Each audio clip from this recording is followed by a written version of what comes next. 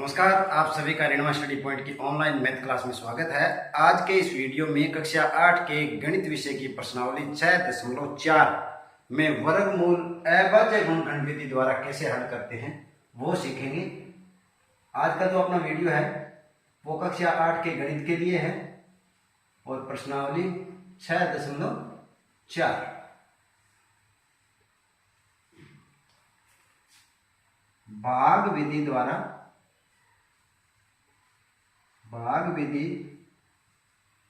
द्वारा वर्गमूल ज्ञात करना। भाग विधि द्वारा वर्गमूल कैसे ज्ञात करेंगे, इसके लिए सबसे पहले आपको क्या पता होना चाहिए, 1 से 10 तक के वर्ग संख्याएं पता होनी चाहिए।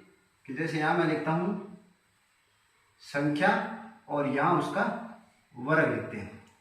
1 का वर्ग कितना होता है 1, 2 का वर्ग 4, 3 का वर्ग 9, 4 का वर्ग 16, 5 का वर्ग 25, 6 का वर्ग 36, 7 का वर्ग 49, 8 का वर्ग 64, 9 का वर्ग 81 और 10 का वर्ग 100। भाग विधि से जब भी आप वर्गमूल ज्ञात करो तो उससे पहले आपको 10 तक की जो संख्याएं हैं उनके वर्ग कितने होते हैं इनका पता होना चाहिए। तो कोई भी अपने एक उदाहरण ले लेते हैं, मान लेते हैं 4489 का भाग विधि से वर्गमूल ज्ञात कीजिए। प्रश्न इस तरह से आ जाए, 4489 का भाग विधि से वर्गमूल ज्ञात कीजिए। तो कैसे करेंगे देखिए। तो यहां सबसे पहले आप इस तरह से 4489 को लिख देना है, क्योंकि भाग विधि से कर रहे हैं तो इस तरह से आपको एक संकेत बना लेना है। अब क्या करोगे, दाएं तरफ से अब आपको दाएं तरफ से 2-2 के जोड़े बनाने हैं, 2-2 अंकों के जोड़े बनाने हैं। जैसे 2 अंक इधर और 2 इधर। बाई चांस मान लो इस तरह से कोई संख्या आ जाए आपको 529 का अभाज्य गुणनखंड करो और जोड़े बनाओगे तो कैसे बनाओगे, दाएं तरफ से ही शुरू करना है, 2 के जोड़े बनाए, इधर एक सिंगल बच गया तो उसको सिंगल संख्या ही रख देंगे। अब देखिए अब आप इसको हल कैसे करोगे। तो वीडियो के शुरू में बात की थी कि 10 तक की संख्याओं के वर्ग आपको पता होना चाहिए। चूंकि अपने वर्गमूल ज्ञात कर रहे हैं वो कौन सी विधि से कर रहे हैं, भाग विधि से। तो यहाँ पे सबसे पहले जो अपना जोड़ा है 44 का, उसके अंदर ऐसी संख्या का भाग देना है जिसका वर्ग 44 हो या 44 से कम हो। तो यहां से आप देख सकते हो 49 वर्ग रहता है 7 का, 49 ज्यादा हो जाएगा, यानी कि अपने जो भाग देंगे वो कौन सी संख्या होगी, 6 संख्या होगी। यहां से आपको पता लगे भाग, एक बार फिर सुन लीजिए, यहां भाग उसी संख्या से देंगे जिसका वर्ग या तो ये यहां वाली संख्या हो, जैसे अपने इस प्रश्न में 44 है तो 44 होना चाहिए या उससे कम होना चाहिए। तो यहाँ पे 36 है, 44 से कम जो पूर्ण वर्ग संख्या है, इसलिए जो भाग देंगे वो किसका देंगे, 6 का देंगे, क्योंकि 36 किसका वर्ग होता है, 6 का। अब 6 का भाग दिया, 6 को 6 बार ही गुणा करना है, तो भागफल में 6 लिखोगे और यहाँ क्या लिख दोगे 36। लाइन खींच दीजिए और इनको घटा देंगे तो देखिए 14 में से 6 गए 8। आगे वाली संख्या पूरी जोड़े के रूप में पूरा पैर ही नीचे उतरेगा, तो 89 नीचे उतरा गए। अब अपने जो आगे भाग देंगे वो किस में देना है, 889। उससे पहले एक आपको काम करना है कि जहां आपने भाग 6 से दिया है तो जिस भी यहां संख्या से भाग दो उतनी ही संख्या उसके अंदर जोड़नी है। तो 6 और 6 कितने हो गए, 12। अब यहां आपको ऐसी संख्या से इस पूरी संख्या को गुणा करना है कि 889 आए। इसका क्या तरीका है कि यहाँ पे आपको जो भी संख्या लोगे उसका उसी संख्या से गुणा करना है। तो यहाँ पर आपको वर्ग संख्याओं में ऐसी संख्या देखनी है जिसका वर्ग 9 हो। तो देखिए एक तो 3 का वर्ग 9 होता है, वर्ग मतलब वर्ग का इकाई अंक कम से कम कितना होना चाहिए, 9। एक तो 3 का इकाई अंक 9 है और एक 7 का इकाई अंक 9 है। तो अपने इन दोनों से गुणा करके देख लेते हैं। अगर अपने 3 से गुणा करते हैं तो यहां भी 3 से गुणा करना पड़ेगा, 3 तिया 9, 3 दूनी 6, 3 एकम 3, 369 आ रहा है। यहाँ 889 है, बहुत कम है। चलो दूसरी संख्या ट्राई करते हैं, 7। यदि अपने 7 से गुणा करें, 7 का 7 बार गुणा करेंगे कितना आएगा? 49, 4, 7 गुना 14 और 4 18, 1, 7 एकम 7 और 1 8, तो कितने हो गए? 889। तो यहाँ पूरा पूरा भाग जा रहा है, तो यहाँ क्या लिखेंगे अपने? 7। तो 7 से लिखा है तो 7 से ही गुणा करना है, तो भागफल में भी क्या आएगा? 7 आएगा।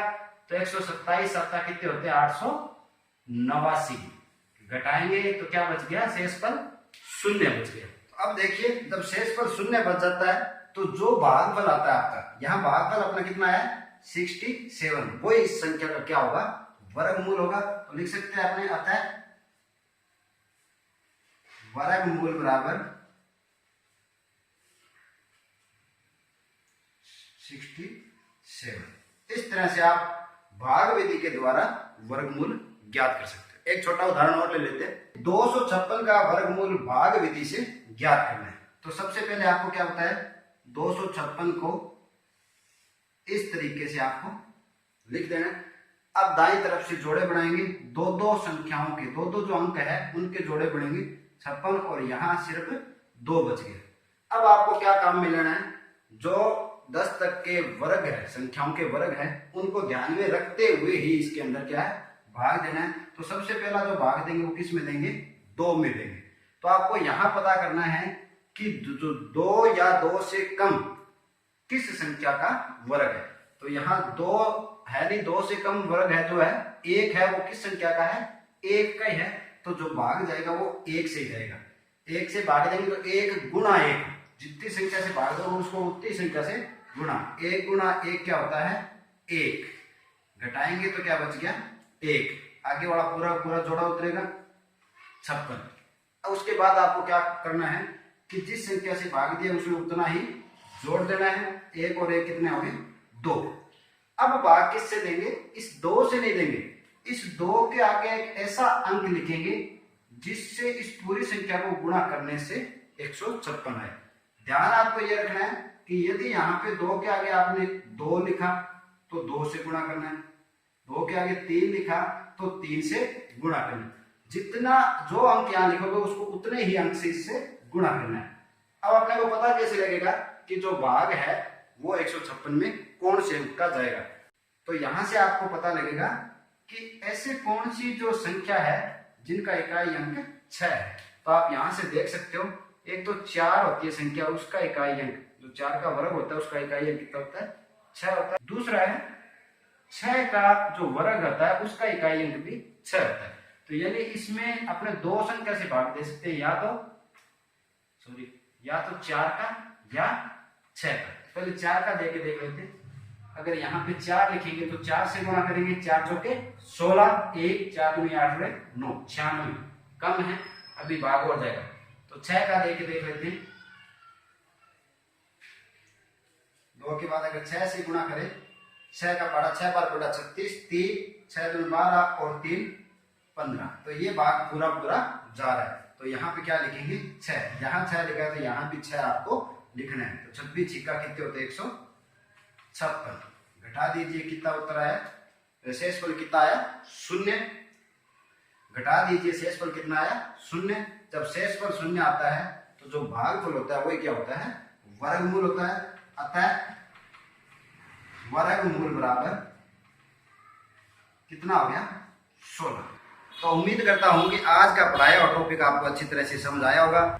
यदि आपको ये वीडियो अच्छा लगे तो अपने दोस्तों में से शेयर जरूर करें। आज के लिए इतना ही, मिलते हैं अगले वीडियो में, तब तक के लिए